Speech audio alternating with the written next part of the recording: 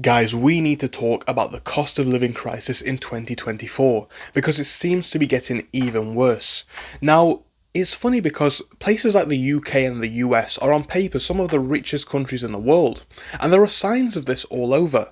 However, here in the UK at least, there is a sense of inequality in society, and those who have a lot, and those who don't.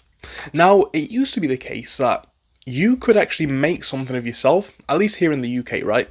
You could come from a working class or poor family like I do, and if you go to school, go to college, university, you could come out with a degree, and a degree can help you then to advance into getting a good job. Now, this is funny because as a student myself, as someone who's going to be hopefully graduating this year with a degree in business, I find myself in a position where both myself and a lot of my friends are realising this path is not all it's cracked up to be. Now, I'm not making this video around education, but there's a point here, right?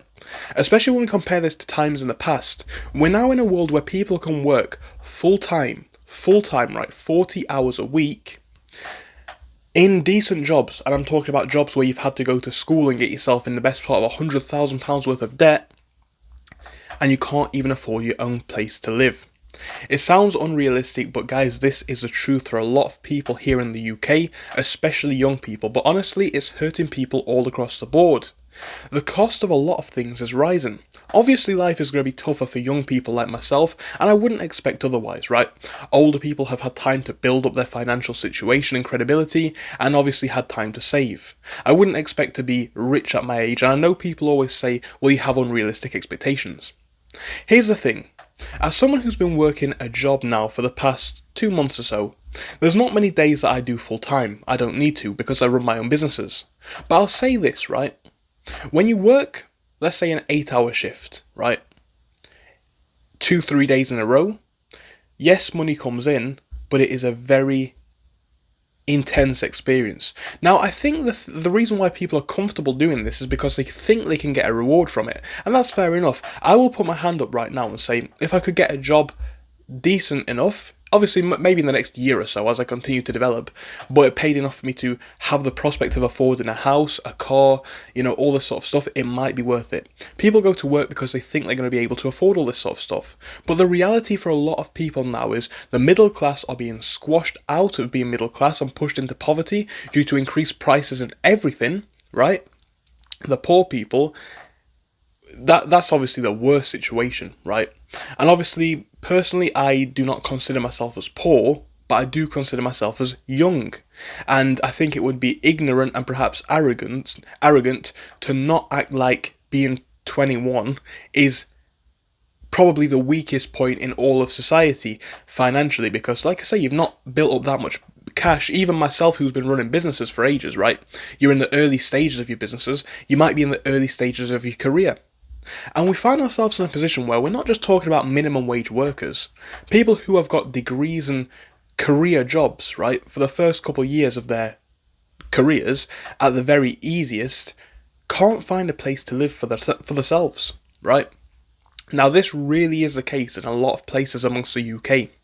People go to work constantly just to get by, right? So, I've explained this before, right? I live in my family's home with my family. And people always say, have you thought about moving out? The honest answer is yes. I love my family, I love spending time with them, and we have a good time. But here's the thing, right? You want to get some independence eventually. When you're in a position like I am, at my age, price-wise, you're going to be paying at least 500, and that's very, very conservative. This is not a lie. £500 a month for a room share. As in, you have one room in a house share, should I say. Now, that's the reason why I don't move out, right? I'd have to pay a lot more in rent, and obviously other associated costs. It makes no sense. So we have a generation of people who either, one, are disincentivized from either trying as hard because the results are not paying off, two, are not moving out or are not making the progress that they want to, or three, are making the progress but are not having a good time with it. Let me explain what I mean, right?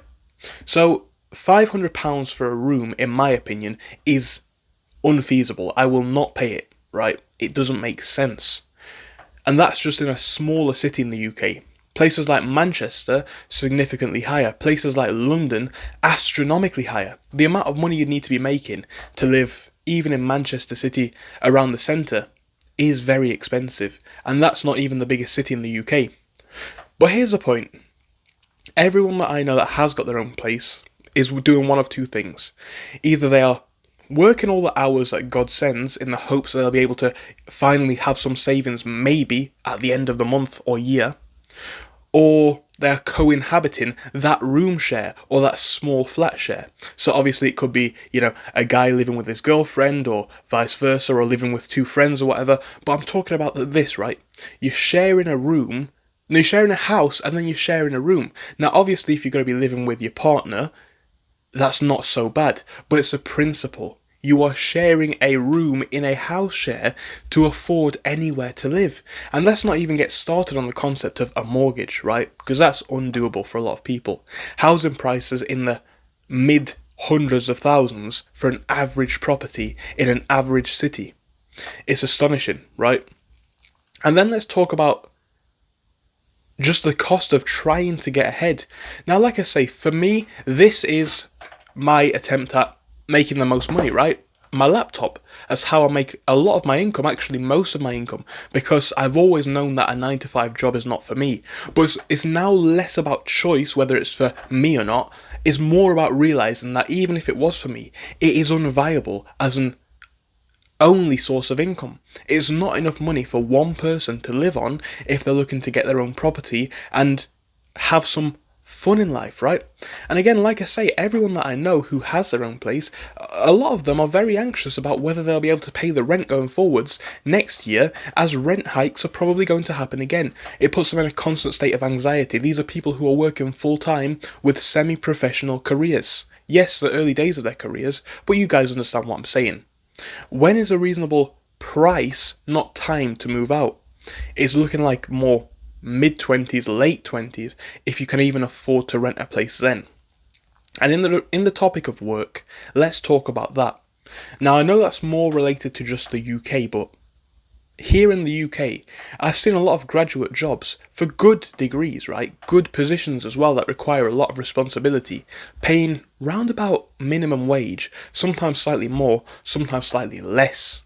Now, the opportunity for career development is obviously there, and you could probably have a promotion in a year or two. But that's missing the point. People are putting in an awful lot of work. Again, 40 hours a week is no small commitment. That's basically all of your week gone. And they're not even having enough money at the end of the week or the end of the month to cover their living costs. And I'm not talking about going on holiday 3 times a year and having a luxury car. I'm talking about having a small apartment in a reasonably okay part of any city, any big city in the UK. And obviously as young people, this is a paradox as well. This is a weird paradox. As young people trying to start their careers, and myself included, you're going to want to be in a part of the country where it's popping off, right? Because that's where the opportunity is. It's where the opportunity is going to be. Whether it's in a big city like London or Manchester or Birmingham. These are where, especially London and Manchester, but especially London, these are where the big offices for the big companies are, right? Like I say, I've never seen myself as a real 9-to-5 person. It's not a path that I'm following or want to follow, but you will have to move to an expensive part of town or an expensive part of the country to have a competitive opportunity of getting that job where the rent is even higher, right? And then on top of that, let's not talk about transport costs. So at the job that I do, and I will admit my job is not a professional career, but at the job that I do, a lot of people that I know that work there do a minimum of 8 to 10 hour shifts most days. And the reason for it is because of how high the transportation costs to get to work are. Now, I believe it is a case that the UK has actually some of the most expensive rail fares in the world. Thank God I have a car, but let's not lie, that was very expensive to insure, and then fuel tax and obviously fuel costs is very expensive.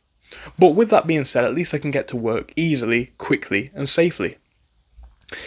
I know people who go to work on the train, and they live in a cheaper part of the city, or the cheaper part of the region, let's say. maybe 1 or 2 cities away, which in the UK, if you're watching from the US, that might sound crazy, but 1 or 2 cities away here in the UK, it's not that intense, right?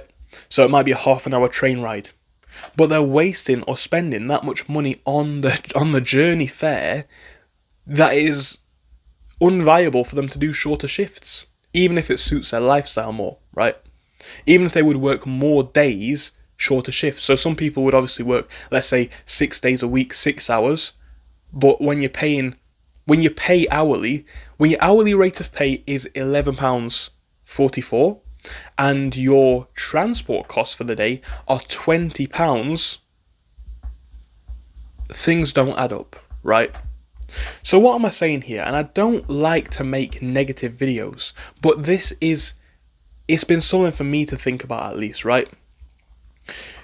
Rents unfeasibly high for a lot of young people, right? Car insurance, very, very high. Food, the basic necessities, incredibly expensive, yeah? And then on top of that, work pay quite low. Now, I want to make a few videos in a row here. But what I'm going to say is this. I'm starting to question, never mind whether it's a choice, whether the 9 to 5 is even a feasible option for most people anymore. And I don't think it is. If you get a couple of years worth of career development behind you, I'm sure you can probably get into a place where you can afford to rent a place and all this sort of stuff. But let's be honest, right? We've got people paying realistically a minimum price of £500 to £700 for a room share. Or a house, I should call it house share, but you know what I mean? A house share. You don't even get the flat. You don't even get a flat. I'm not saying that you should be paying £500 for a 5-bedroom house. I know a lot of people watch halfway through and assume that I'm talking about complete privilege. That's not what I'm saying here at all. But what I am saying is this. How can we have people who are trying to excel in the system, trying to do everything that's right, that's been taught to them? You know, they've gone to school, they've got themselves in debt, they've studied hard, and they really have. They've got great grades, and yeah, they've got a job. Yeah, they've got a decent, on paper income, but it's astonishing how, I would say how far, but the opposite is true, how short changed you will be if you earn 25,000. Imagine, right? Now, obviously, if you live with family, if you do go down the room share route, that can obviously cut costs, but this is glossing over one fact. It's funny because I have a lot of people who say in the comments that they're midlife, let's say age 35 to, in fact no, let's say age 45 to 60. A lot of people comment saying, well, you need to pick yourself up and do this.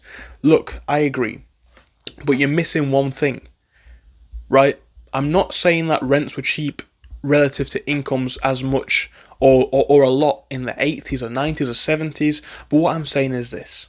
We've got a lot of young people who are basically disincentivized from trying hard because they're putting in every single hour under the sun and they're getting nothing back, right?